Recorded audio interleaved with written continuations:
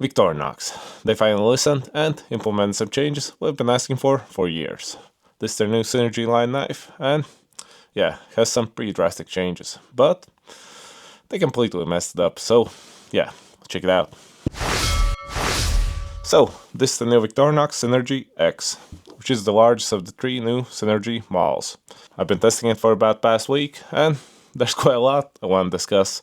So, let's start with what's new. And first off, the part we've been asking for years. The pocket clip. This is actually the first ever Victorinox knife of its kind that has a pocket clip. As you can see, the Spartan doesn't have it, the Soldier doesn't have it, the Hunter XT doesn't have it, as well as, of course, the small ones. The Classic SD also doesn't have it. None of them do, as was not a standard before this. And I love the fact they finally listened, as it allows you to more securely put it in your pocket. But the pocket clip itself is not the best. As you can see, it's not too strong. When I tested putting it in my pants, it did slide around a bit, and yeah, overall it's not that strong. So it still might slide out, even though it has a pocket clip, which is not that great, but also at least has something, as I personally quite like a pocket clip on my tools and knives. But besides the strength, there's one massive issue with it, and it's that it's not removable. As you can see, it's attached with rivets. So yeah, you're stuck with it. So either if it breaks or just bends or whatever, or you want to remove it, there are pretty much no options.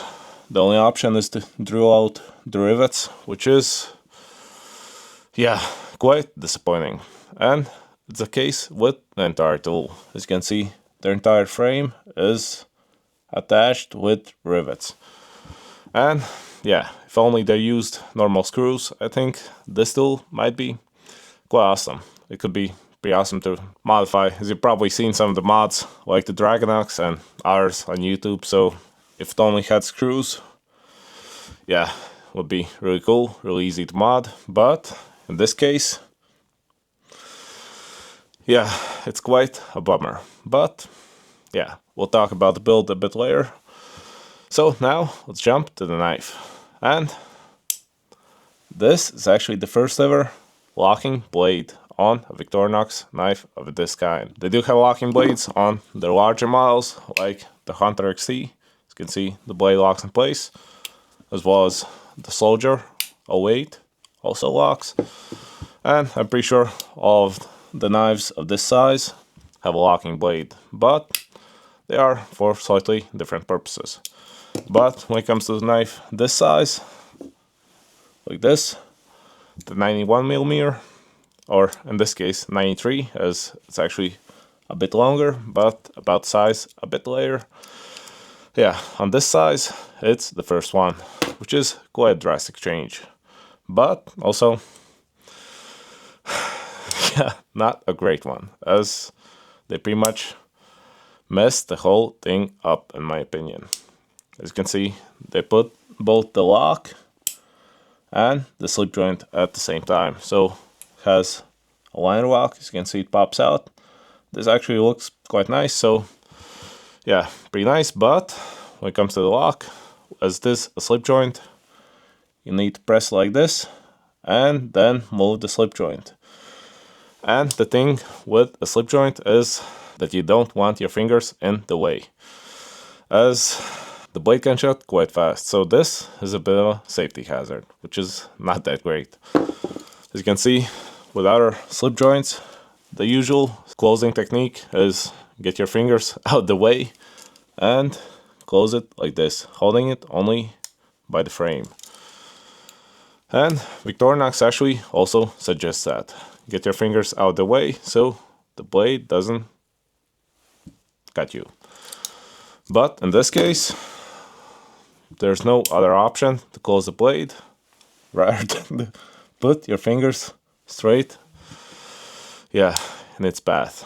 And as the movement is quite strong, the slip joint is, yeah, pretty strong. As you can see, you need to push it quite strong to even get it to move. And when it starts to move, if you let it go, simply pops back. So you need to hold it, then get it back and continue pushing it. Which is, yeah, for me, it's okay. I'm used to using all kinds of knives, but for someone who gets this as his first knife, that's quite a bit of a safety hazard. As first off, you need to learn how to use a liner lock at all. You need to press it like this, and if you hold it like this or something, yeah, it's not great. In my personal opinion, they really don't mesh. As if you want to add the liner lock, you pretty much need to remove the slip joint. As you can see on this one, also has a liner lock, but yeah, it doesn't have a slip joint like the Victorinox, so it's pretty safe, I would say. I occasionally snag my thumb a bit, but it's not that of an issue. As well as on this one, as you can see, it also has a liner lock and no slip joint, so no issue. But with this one, if you close it,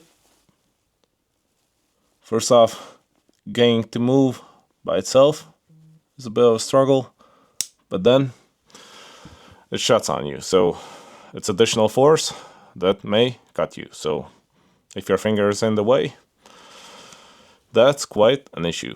And if they want to add a locking blade and with the same motion, more or less, they could have also added a back lock, like on this one. The moment is quite similar to a slip joint, but as you can see, now it's locked, it locks in place, you need to press it here, and then it releases. Yeah. And on this part, it's quite similar, as the mechanism is pretty much the same. The only real difference is that there's a notch on the end, which makes it lock in place and releases when you press this part on the back. So yeah, this will be a way better option, especially as on the back side they don't have any tools. So there are pretty much no issues adding a back lock. As you can see, on the other models you have no space as you have tools on the other side. But on this one, the other side is empty, which is also a bit of a bummer. If there's no lock or anything else on the other side, why can't they add a corkscrew or something else on the other side so they utilize the space? But yeah, it is what it is. Now granted, they do have a similar system on their larger knives, but that's also quite a bit different. First off, they are geared towards survival, so a different use case, and they also have quite a better control. As you can see, all of them pretty much have this notch.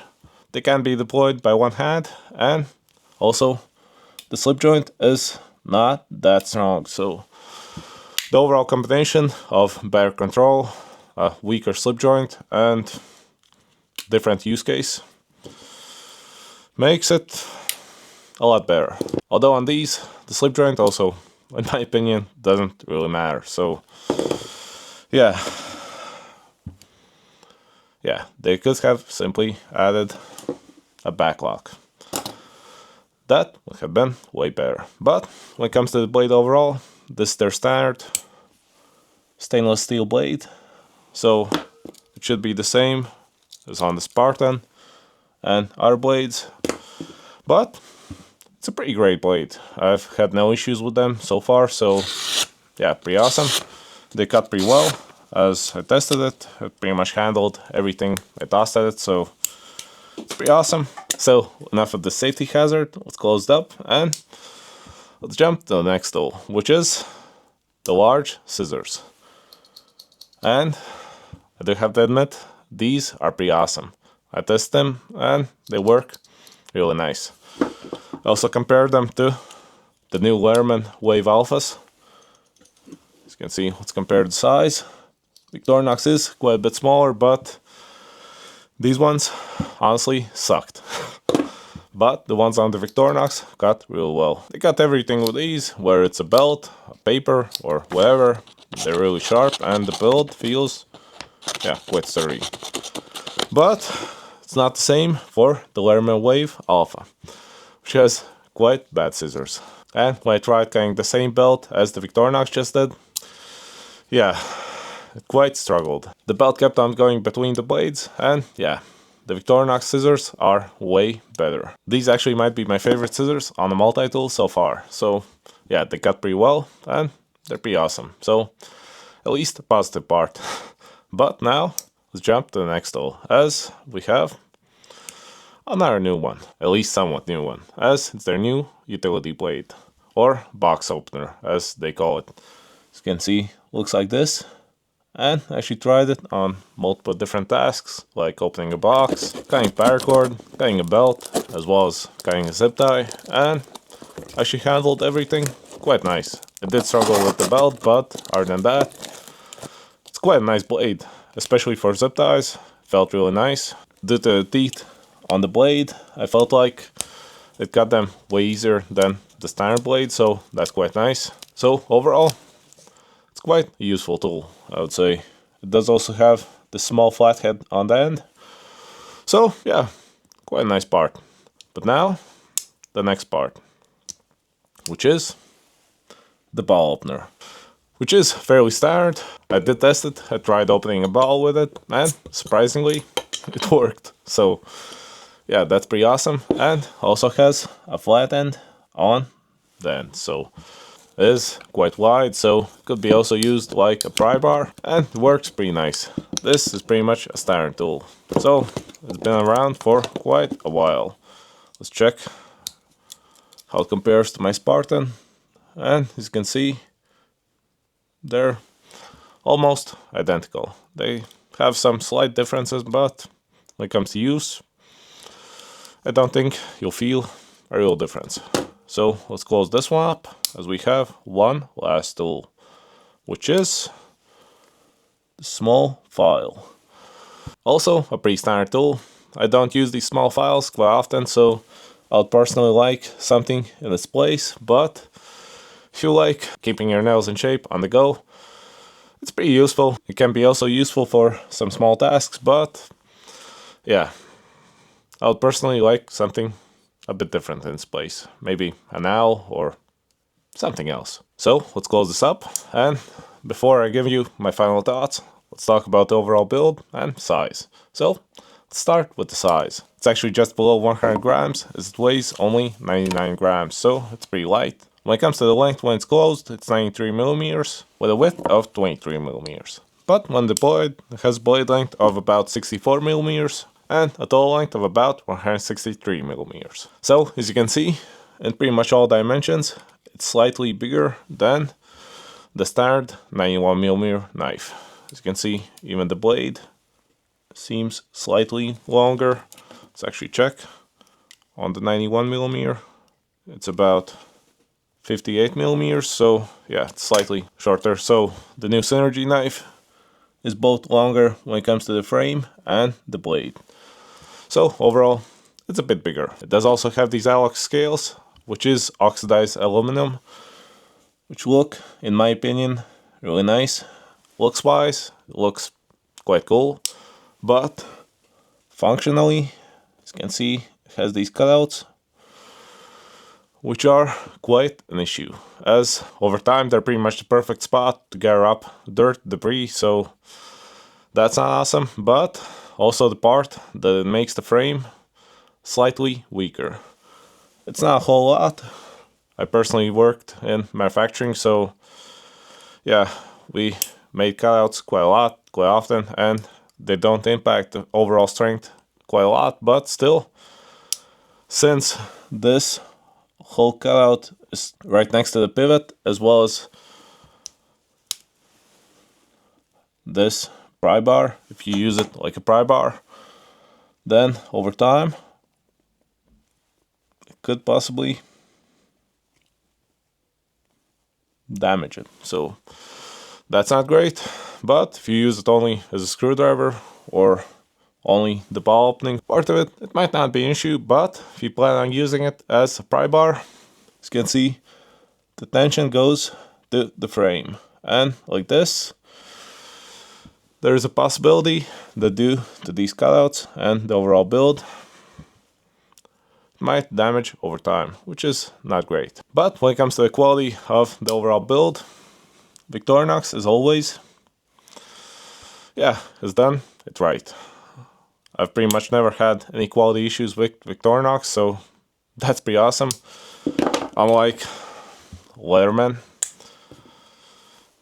which has quite a bit of issues even on a $200 tool, so yeah, that's disappointing. But with Victorinox, I pretty much always know what to expect, so it's pretty awesome. So overall, is it bad? No. Is it good? Also, no. It's quite a weird knife overall, as if you're looking for a robust survival knife or outdoors knife, I would not recommend it. There are way better options even from Victorinox, like the Soldier 08 or the Hunter XT. There will be way better options for it. This is more of a EDC knife to take to the office, to the city, but in that case, you really don't need the locking blade. So it's really a pointless safety hazard, I'd say. As at that point, even if you know how to use it properly, you're just asking and waiting for the time when a coworker asks for your knife, doesn't know how to use it, and cuts his fingers and blames you. And now it's HR time. But yeah, overall, for the office, for EDC use, I'd probably use something like this, the standard version, the Spartan, but they have a ton of other sized options, so yeah, that'll probably be a better call. They also have Alox options for the standard 91mm, so if you like that, yeah, you can pick it. As also when it comes to the price, the Spartan, for example, costs about, I think, 30 bucks currently. Well, this one I got for about 90, so it's quite a bit more expensive, but it's also the Alox. All of the Alox models are quite a bit more expensive. That's why I have only one of them now, so yeah. But I finally got one. It's not like I don't like it, it's quite interesting, I'll continue carrying it, but there are some glaring issues. I would not be surprised if Victorinox discontinued them, but we'll see. We'll see how it goes, as I think they need to pretty much redo the entire tool. The idea is pretty cool, but yeah, the execution or whatever, the quality is good, but the designers or planners or whoever need to rethink their choices, in my opinion. So yeah, as I said, I'll continue carrying it, and if my opinion changes, or either way, let's make an update in a month, so let's see how it holds up. And yeah, if you liked the review, leave a like, subscribe, and see you next one. Bye!